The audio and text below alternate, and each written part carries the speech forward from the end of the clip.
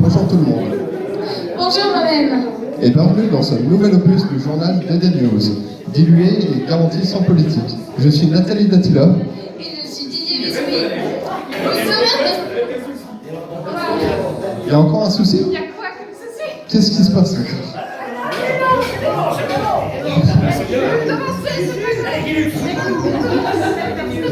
Ok, bon, non, c'est bon.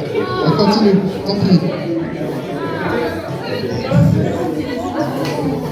Bon, bah, du coup, je vais faire un petit message avant pour expliquer le fait que ça va. Je vais expliquer un petit truc.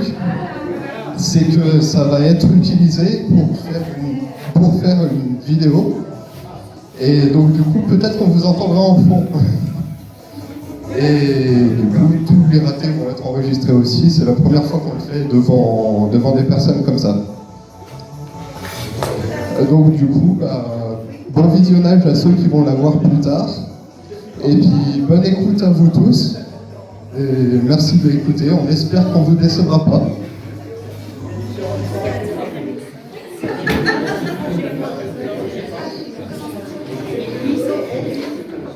S'armer d'un sourire, s'échapper d'une dépression et porter le microphone dans la plaie, ce son fera et furent toujours nos objectifs avec ces émissions. On dirait pas, c'est souvent des conclusions assez déprimantes. En effet, mais il est important de ne pas bercer le spectateur d'illusions. Surmontrer les épreuves psychologiques, c'est avant tout regarder nos problèmes dans les yeux et tenter d'y faire face. L'échec est souvent inévitable, mais il ne faut pas abandonner pour autant. C'est bien sérieux pour un sujet sur l'humour. Je suis sûre que ça va. Ouais, en effet, c'est juste qu'ils ont tous l'air déprimés, là. Et regardez, ils sont silencieux comme des tombes et leurs regards semblent vides. Bah, montrez-moi le contraire. Allez-y. J'ai pas entendu grand-chose. Est-ce qu'on peut faire mieux? Ah bah voilà. Bref, l'humour. Ouais, on retourne au sujet, c'est mieux. Il faut commencer par préciser que ce qui fait rire est très très subjectif et dépend des sensibilités de tout un chacun. On peut les découper en différentes catégories, toutes basées sur un vécu. On peut avoir le calembour ou jeu de mots, mettant en évidence un rapprochement phonétique entre deux mots, mais non lexical. On peut par exemple citer le fait qu'un grand nombre de royalistes ont tendance à perdre la tête comme le XVIIIe siècle. On a dit pas de politique. Même si c'est de l'humour républicain. Non, c'est non. Bon, d'accord. J'imagine que du coup, on peut faire une blague sur la taille. Alors là, c'est très petit. Je sais bien que si c'était pas le cas, la blague ne fonctionnerait pas. On peut également s'appuyer sur d'autres caractéristiques physiques. Ah bah tu peux parler. Merci, je me suis entraîné avant ça. L'humour peut également être absurde, tel qu'un poisson qui pivote sur la musique funky tom. Ou des rats qui pivotent horizontalement. Ou un cri random comme ah, une réponse totalement inattendue ou une interruption. Et le voilà de mes... Fiche, des contextes totalement ignorés ou retournés, tels que. Alors déjà, tu arrêtes, tu te calmes. On va se calmer. Ou des astronomies. À quoi tu penses? Après, Crache le morceau. je pense à faire personnellement. Pas terrible comme réponse. Mais je ne l'aurais pas sorti. En mocos.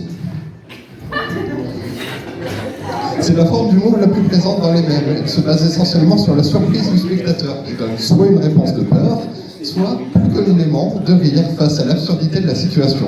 Ça rejoint donc un des premiers points que nous avons mentionnés. Si on croise ces deux types d'humour, et qu'on y ajoute une pointe de prédictibilité, une dose de consensus et un peu d'autodérision, on peut faire des merveilles. Tu peux nous donner un exemple? Comme je l'ai dit tout à l'heure, l'humour touche différemment les gens en fonction de leur sensibilité. Donc ça risque de ne pas plaire. À tout cela s'ajoute un rapport de force. On retombe finalement sur la politique. Ouais, mais pour aujourd'hui, on ne prendra pas davantage position. On dira juste que l'humour est souvent le moyen de pression de ceux qui n'en ont pas. Il permet de redescendre, de décrédibiliser et de dénoter des personnes, parfois considérées comme supérieures moralement. On pensera notamment à la comptine du roi d'Agobert, qui avait ses culottes à l'envers. Magnifique.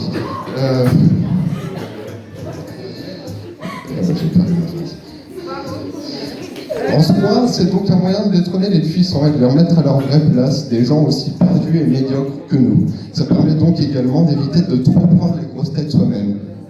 Faudrait que tu cibles un peu plus tes conseils. Peut-être un peu.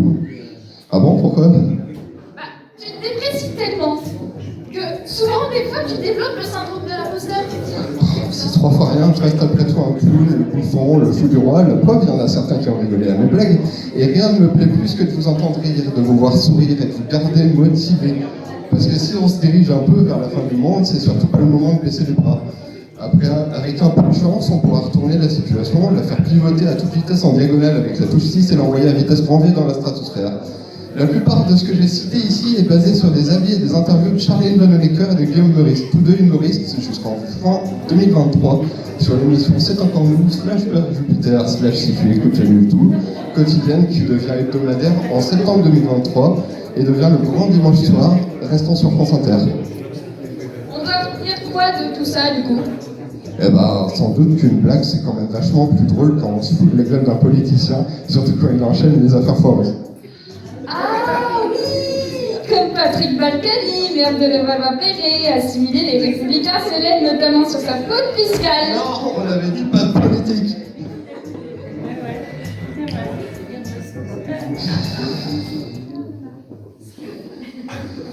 Faut dire tout de même que c'est compliqué de faire un journal qui se moque de l'actualité sans parler politique. Ah bah ça c'est sûr, hein. Quand on a l'impression qu'il manque quelque chose, mais bon, faut bien qu'on se mette pas en difficulté parfois.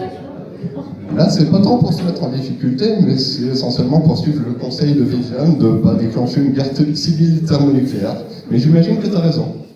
Et puis en vrai, on s'en tire pas plus mal. Ça va faire juste un moment qu'on n'a pas eu autant de public.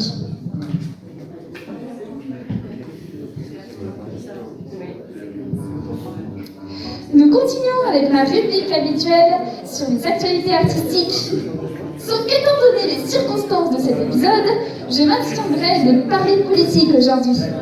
C'est certes plutôt complexe, vu que même dans le monde artistique, la politique a un parti pris pour plein de raisons variables. Ceci étant dit, tout n'est pas forcément politique, mais parfois ludique. C'est de cette manière que je vais traiter dès à présent. Octobre dernier, le musée Van Gogh se situe à Amsterdam a voulu fêter son 50e anniversaire. Pour cela, ils ont fait une improbable collaboration avec Pokémon. En effet, l'univers de cette charmante créature telle que Aquali, qui provient bien évidemment de Nathalie, a été amalgamé avec un célèbre peintre français, fou du naturalisme.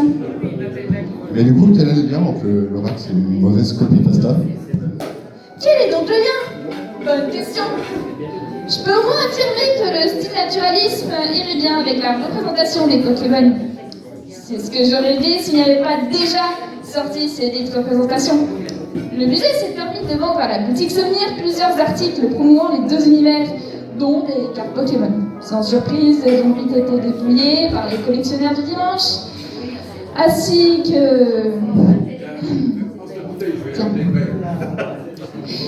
Les geeks qui jubilent face à leur Pokémon préféré, moi y compris bien entendu. C'est encore plus étonnant qu'on n'ait jamais fini un jeu de cette licence. Je me demande si jamais vous entendez toujours bien. Voilà. Bon. Cependant, il n'y a pas que cette licence qui m'intéresse.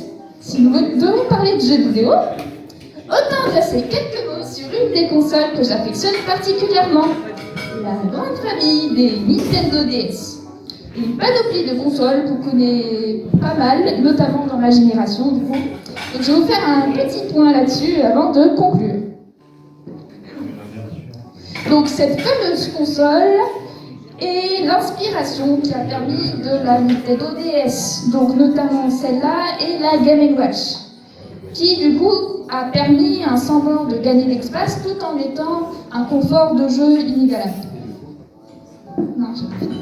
Du coup, c'est quelle console? Parce que t'as pas précisé.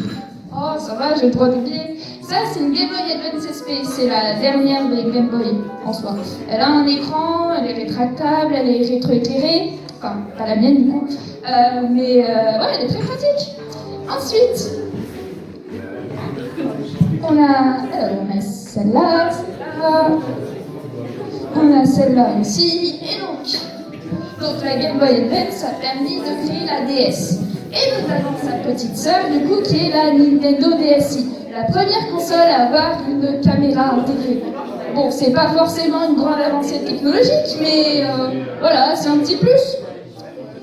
Et ensuite, s'ajoute à ça, bien entendu, d'autres consoles, parce que sinon, ce serait bizarre. On a celle-là, celle-là, et celle-là. Je sais pas toutes, hein, mais j'en ai pas mal. Et donc, celle-là, c'est le Nintendo 3DS, parce qu'il se sont dit que, tiens, les lunettes 3D, c'est pas mal. Alors, pourquoi pas essayer sur les écrans de console? Pourquoi pas? Et donc, ma chère Nathalie, lequel de ces bijoux de technologie t'inspire le plus? Personnellement, je pense que tout est bien tant que c'est rétroéclairé ou qu'on peut voir quelque chose sur l'écran sans lampe de poche. Merci pour cet avis pas du tout biaisé. Mais alors, pourquoi le jeu vidéo serait un art pour moi? Tout simplement que sa conception implique plusieurs métiers artistiques, tels que des compositeurs, des designers, des illustrateurs, des animateurs, des narrateurs, des comédiens. Des bêta-testeurs comme relecteurs, des programmateurs qui permettent d'articuler le tout, des storyboarders et des intervallistes pour s'occuper des animations en général, et des concepts de base, des voice actors, des musiciens, des modeleurs ou des... Ah, on m'entend pas. Des modeleurs 3D ou des pixel artistes, donc soit dans 3 dimensions, soit simplement sur un écran à petite résolution. Voilà, de l'animation. Bref, ce joli petit monde met en commun leurs efforts pour produire chaque jour, indépendamment ou en studio, plusieurs chefs-d'œuvre acclamés par les joueurs. Ainsi, savoir des stéréotypes tels que cela rendait violent, alors qu'il y a des jeux comme Animal Crossing où ça n'a rien à voir, clairement. Ou bien que les jeux vidéo rendent bêtes. Soyez au cohérent quelques instants, même au Louvre, je veux dire le musée, hein, ils ont adopté les 3DS pour faire office de guide commenté. Alors les 3DS, c'est ouais, bah, super. Et donc le jeu qui accompagne cette fameuse 3DS est aussi disponible en physique. Donc il faut doter de connaissances intéressantes sur plusieurs œuvres. Donc n'allez pas sous-estimer le potentiel du jeu vidéo. C'est juste vous mettre à dos plusieurs milliers de personnes. Et nous aussi, mais ça vous le saviez déjà.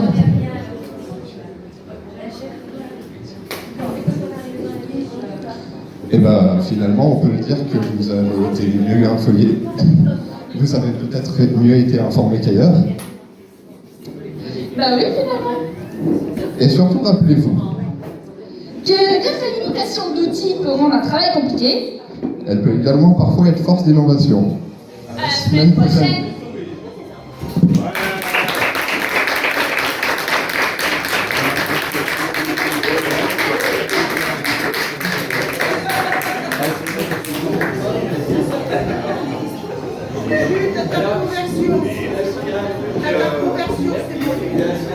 C'est bon.